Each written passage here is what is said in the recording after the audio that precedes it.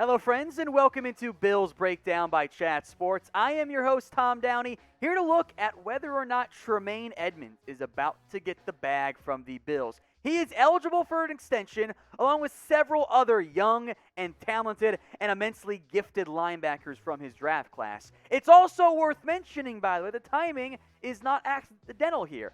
Dolphins linebacker Jerome Baker just got $13 million per year over 3 years on his extension from the Miami Dolphins. As I mentioned, there's a bit of maybe it's a race for the teams, less so for the players, of young, talented linebackers who are due for massive deals from their respective teams. Roquan Smith, the first-round pick of the Chicago Bears, the aforementioned Tremaine Edmunds, Darius Leonard of the Indianapolis Colts, and maybe the best of all four guys on here, Fred Warner, the BYU product with the San Francisco 49ers.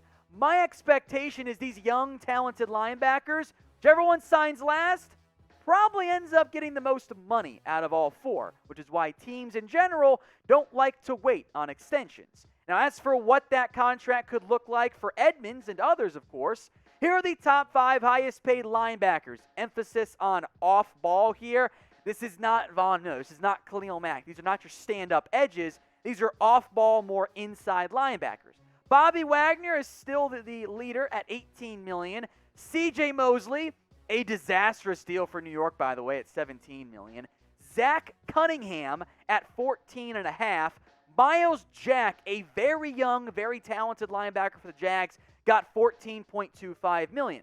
My guess is if you're Tremaine Edmunds, that $14.25 million price tag, also what Deion Jones got, is probably somewhere along the line of the bare minimum you would take in your extension talks. So get your votes in for me. What is the most that you would pay Tremaine Edmunds per year? Get your votes in for me in the comments section, whatever price tag you want there. I will make note.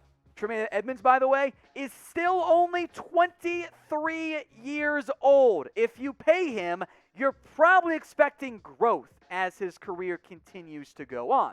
Now, Edmunds in his 3 years has always been a 100-tackle guy, 119 specifically in 2020.